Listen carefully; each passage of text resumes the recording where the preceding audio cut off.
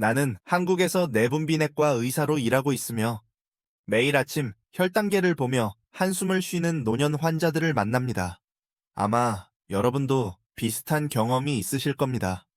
음식을 매우 조심해서 먹고 모든 단 음식을 피하고 사과 한 조각이나 수박 한 조각조차 입에 대지 않으려고 해도 혈당은 여전히 예측할 수 없이 오르곤 합니다.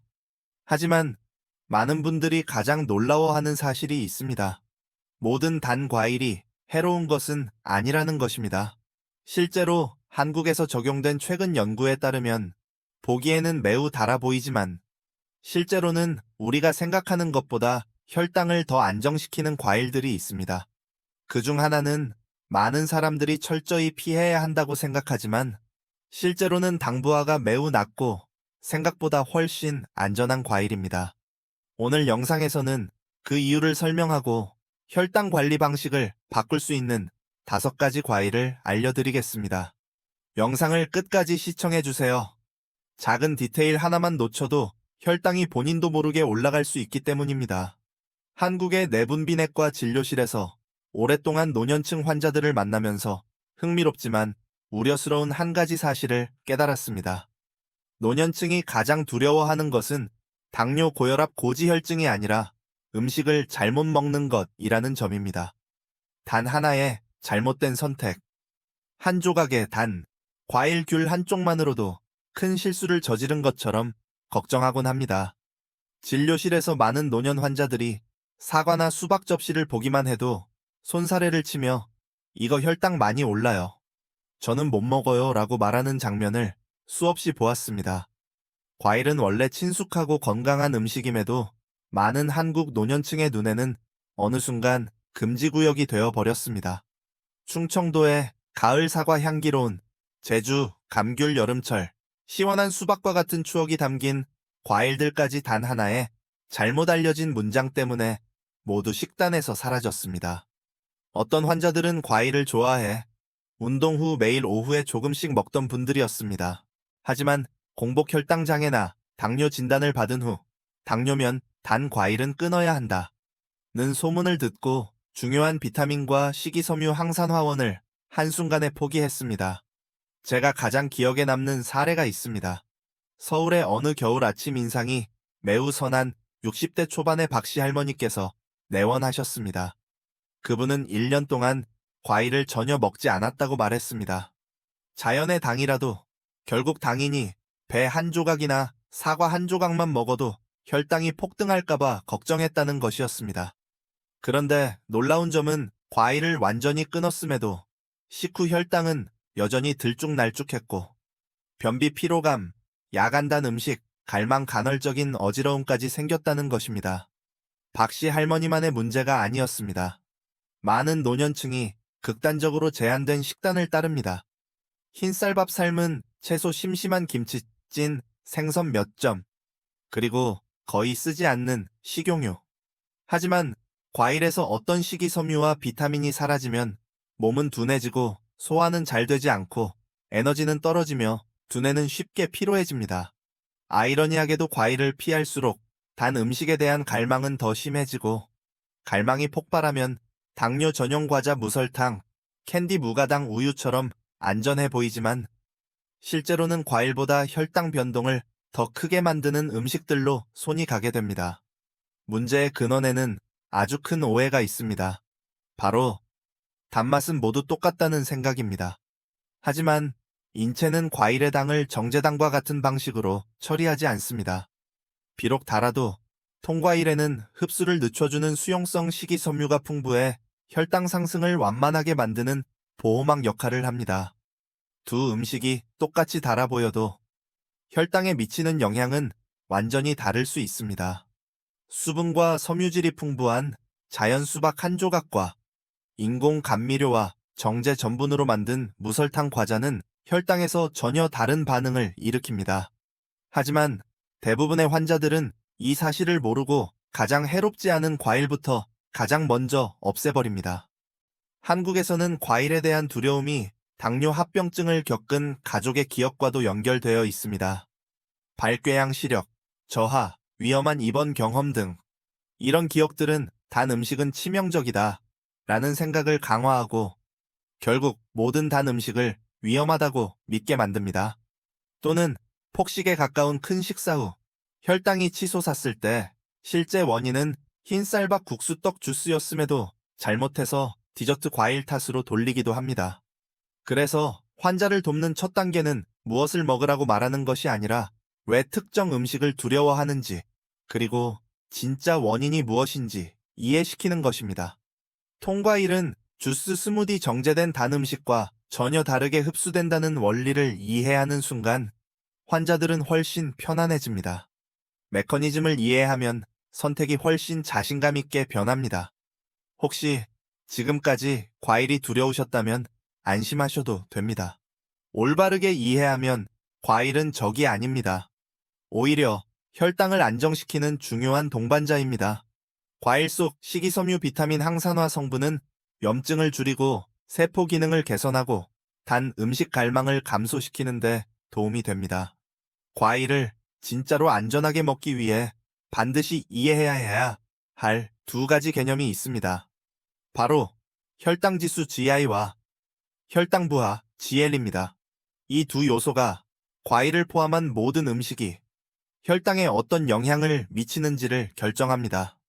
환자들은 GI라는 단어만 듣고 수박, 바나나, 망고를 즉시 금지합니다.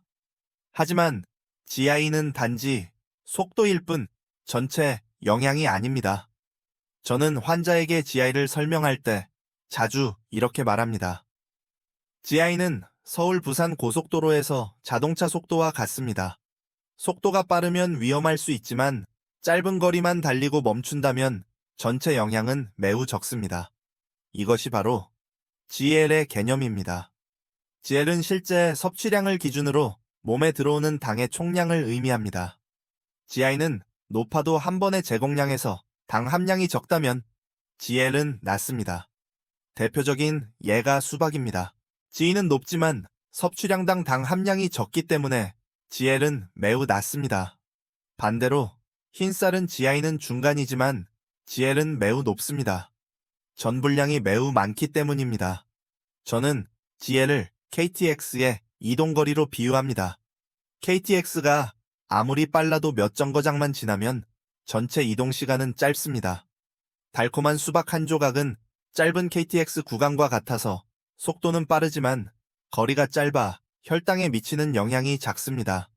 반면 흰쌀밥 한 공기는 서울에서 부산까지 가는 장거리 KTX와 같아 속도는 보통이지만 이동거리가 길어 전체 부담이 매우 큽니다. 진료실에서 GI와 GL을 이해하게 되면 많은 환자들이 과일에 대한 불필요한 공포를 극복하게 됩니다. 대구의 한 씨. 어르신은 수년 동안 과일을 피했습니다. 아침에 혈당이 높으면 어제 사과 한 조각 먹어서 그래 라고 생각했습니다. 하지만 식단을 자세히 분석해보니 원인은 새벽에 마시던 가당 두유였습니다. 오후에 수박을 조금 드셔보시도록 했더니 혈당은 전혀 변하지 않았습니다. 오히려 과일을 식단에 다시 포함하자 밤에 과자를 찾는 일이 줄어들었습니다. 이는 노년층에게 큰 이점입니다. 이런 사례들을 통해 저는 한 가지를 확신하게 되었습니다. 환자들에게 필요한 것은 과일을 피하는 것이 아니라 올바르게 이해하고 먹는 것입니다. 극단적인 제한은 영양 불균형을 일으키고 야간 폭식 가능성을 높입니다. GI와 GL을 이해하면 과일은 올바른 종류와 적절한 양만 선택하면 혈당을 올리지 않을 뿐 아니라 풍부한 섬유질과 수분 식물 성분으로 혈당 안정에 도움을 준다는 것을 알 수 있습니다. 그리고 이제 가장 중요한 단계에 도달했습니다. 과일에 대한 불필요한 두려움을 내려놓고 몸이 당을 어떻게 처리하는지 이해할 준비가 되었다면 다음으로 해야 할 일은 바로 당뇨 환자에게 안전한 과일을 올바르게 선택하는 것입니다. 지금부터는 많은 분들이 기다리던 내용, 한국의 당뇨 환자도 안전하게 즐길 수 있고 제대로 먹으면 오히려 도움까지 되는 5가지 단 과일을 소개하겠습니다. 준비되셨다면 계속 이어가겠습니다. 한국에서 공복 혈당장애 환자들이 가장 안전하게 선택할 수 있는 과일로는 사과가 항상 첫 번째로 꼽힙니다. 흔하기 때문만이 아니라 단맛과 혈당 안정성의 균형이 매우 뛰어나기 때문입니다. 특히 충주, 영주 등에서 나는 한국의 가을 사과는 아삭하고 수분이 많으며 수용성 식이섬유가 풍부합니다. 노년층이 사과를 두려워했던 이유는 혀에 느껴지는 단맛 때문입니다. 하지만 앞서 설명했듯 단맛 자체가 혈당 반응을 결정하지는 않습니다. 사과의 가장 큰 장점은 펙틴이라는 수용성 식이섬유입니다. 장에서 부드러운 젤을 형성해 당이 혈액으로 천천히 흡수되도록 돕는 보호막 역할을 합니다. 또한 사과 껍질에 풍부한 폴리페놀은 췌장 기능을 도와 혈당 대응력을 높여줍니다. 노년층에게 필요한 해답은 매우 간단합니다. 올바른 양만 지키면 됩니다. 작은 사과 1개 껍질 포함 또는 큰 사과 반 개에 호두 3, 4개를 함께 먹으면 포만감이 생기고 혈당이 안정됩니다. 실제로 많은 환자들이 떡이나 저당 과자 대신 사과를 선택한 후 식후 혈당이 눈에 띄게 떨어졌습니다. 수원에 사는 한 노년 남성을 기억합니다. 그는 오후가 되면 단 음식이 먹고 싶어졌습니다. 간식을 반 개의 사과와 호두 몇 알로 바꾸자 식후 혈당이 크게 떨어졌고 기분도 한결 가벼워졌으며 저녁 식사도 더 건강해졌습니다. 사과는 올바르게 먹으면 안전한 간식일 뿐 아니라 노년층에게 부족하기 쉬운 비타민C 식이섬유, 필수 영양소를 제공합니다. 사과 이야기를 넘어서 이제 한국의 겨울을 상징하는 과일인 제주 감귤로 넘어가 보겠습니다. 가정에서 흔히 볼 수 있는 과일이지만 달콤새콤한 맛 때문에 많은 노년층이 가장 걱정하는 과일이기도 합니다. 하지만 실제로 감귤은 제대로 먹기만 하면 혈당에 나쁜 영향을 주지 않습니다. 감귤이 오해받는 이유는 노년층이 감귤 한 조각 한 조각에 붙어있는 흰 속껍질을 떼어내기 때문입니다. 먹기 불편하고 약간 쓴맛이 나기 때문입니다. 하지만 이 흰 속껍질은 당의 흡수를 늦추는 식이섬유가 들어있는 부분입니다. 또한 감귤에는 염증을 줄이고 모세혈관 건강을 강화하는 비타민C와 플라보노이드가 풍부합니다. 이는 혈관 합병증 위험이 있는 당뇨 환자에게 특히 중요합니다. 감귤을 과학적으로 분석해보면 GI가 낮고 작은 감귤 한 개의 탄수화물 함량도 높지 않습니다. 그래서 GL이 낮아 혈당에 부드러운 영향을 줍니다. 감귤을 통째로 흰 속껍질을 그대로 두고 식사 후에 먹기만 하면 혈당은 거의 변동하지 않습니다. 이 방법을 실천한 환자들이 많습니다. 제주에 사는 한 노년 남성은 집에 감귤밭이 있음에도 감귤을 피했다고 말했습니다. 아침 식사 후 작은 감귤 한 개와 무가당 요거트를 함께 먹어보니 오전 내내 혈당이 안정적으로 유지되는 것을 보고 매우 놀랐습니다. 두려움에서 자신감으로 바뀌며 감귤을 아침 루틴에 포함하게 되었습니다. 체리는 한국 고유의 과일은 아니지만 최근 몇 년 사이 한국인들이 즐겨 먹는 과일이 되었습니다. 그러나 노년층은 체리가 진한 붉은색과 강한 단맛 때문에 위험한 과일이라고 생각하곤 합니다. 하지만 실제는 그와 정반대입니다. 체리는 사과와 감귤보다도 GI가 매우 낮습니다. 공복 혈당 장애나 당뇨 환자에게 체리가 이상적인 이유는 높은 안토시아닌 함량입니다. 이 성분은 체리의 아름다운 붉은색을 만들어주며 노년층의 혈당 불안정의 근원이 되는 만성 염증을 줄이는 데 도움을 줍니다. 또한 체리는 천연 멜라토닌이 있어 수면을 돕고 60대 이후 흔한 관절염 통증을 줄이는 데도 기여합니다. 중요한 것은 올바른 양을 지키는 것입니다. 안전한 체리 섭취량은 대략 16개로 항산화 효과는 충분하면서도 GL이 올라가지 않는 양입니다. 생체리가 없을 때는 무가당 냉동 체리를 섭취해도 좋은 대체식으로 대부분의 영양소가 그대로 유지됩니다. 서울에서 만난 한 여성은 날씨가 추워지면 관절통이 심해지는 분이었습니다. 그녀는 공복 혈당 장애도 있어 단 음식을 두려워했습니다. 하지만 일주일에 3번 체리를 식단에 추가하자 관절통이 완화되고 숙면을 하게 되었으며 아침 혈당도 한겸 효과 덕분에 안정되는 것을 경험했습니다. 이는 체리가 올바르게 먹으면 노년층에게 안전할 뿐 아니라 자연의 약이 될 수 있음을 보여줍니다. 많은 한국 노년층의 눈에 파파야는 너무 달다는 이유로 혈당을 쉽게 올리는 과일로 분류됩니다. 그러나 실제로는 올바른 양만 지키면 공복 혈당장애 환자에게 매우 적합한 과일입니다. 오해의 원인은 파파야의 부드러운 단맛 때문에 당이 빨리 흡수될 것이라는 착각입니다. 하지만 파파야는 수분과 식이섬유가 많아 GI는 중간이지만 GL은 낮습니다. 특히 파파야에 들어있는 파파인 효소는 소화를 돕고 위의 부담을 줄여주는데 이는 노년층에게 꼭 필요한 작용입니다. 또한 파파야는 비타민 A와 C가 풍부해 시력 향상과 산화 스트레스 감소에 도움을 줍니다. 가장 좋은 방법은 작은 그릇 한 그릇 분량 또는 얇은 한 조각을 먹는 것입니다. 여기에 레몬즙 몇 방울을 더하면 혈당 반응이 더 줄고 맛도 좋아집니다. 파파야를 치아시드나 무가당 요거트와 함께 먹으면 혈당 안정 효과가 더 커집니다. 인천에서 만난 한 여성은 저녁 식사 후 더부룩함을 자주 느끼고 식후 혈당이 높게 나왔습니다. 그런데 그녀가 일주일에 3번 저녁 식사 후 작은 파파야 한 그릇과 레몬즙을 함께 먹기 시작하자 소화가 훨씬 가벼워지고 잠이 깊어졌으며 혈당도 크게 낮아졌습니다. 파파야는 제대로 사용하면 안전할 뿐 아니라 매우 유익한 과일입니다. 수박은 당뇨 커뮤니티에서 가장 논란이 많은 과일입니다. 특히 한국 여름 수박은 매우 달기 때문에 노년층이 가장 두려워하는 과일 중 하나입니다. 많은 환자들이 수박의 GI가 매우 높다는 사실만 보고 두려워하지만 GL로 분석하면 진실은 완전히 다릅니다. 수박은 92% 이상이 물입니다. 이 때문에 한 번 섭취하는 양에 들어있는 실제 당 함량은 매우 낮습니다. 또 3cm 정도, 얇은 한 조각이나 작은 컵 한 잔 정도의 분량은 사과나 바나나보다 탄수화물이 훨씬 적습니다. 즉, GI는 높아도 GL이 낮아 혈당에 미치는 영향은 생각보다 훨씬 부드럽습니다. 수박에는 혈관을 확장하고 혈압을 안정시키는 시트룰린이 풍부해 노년층에게 매우 유익합니다. 또한 라이코펜은 세포 손상을 예방하는 데 도움을 줍니다. 경기도의 강씨 어르신은 수박이 혈당을 높일까 두려워 10년 동안 수박을 피했습니다.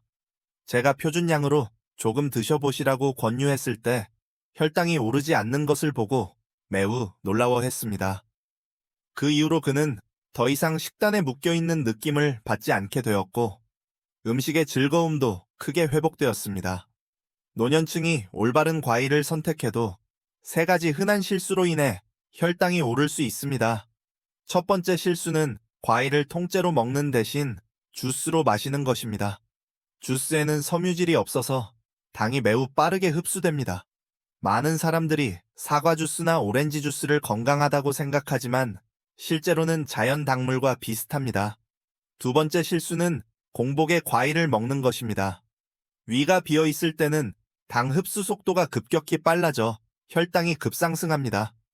세 번째 실수는 곶감 건포도와 같은 말린 과일을 먹는 것입니다. 이러한 식품은 과일이 농축된 형태로 생과일보다 훨씬 많은 당을 포함합니다. 부산에서 만난 한 노년 여성은 사과 주스를 아침마다 마셨습니다.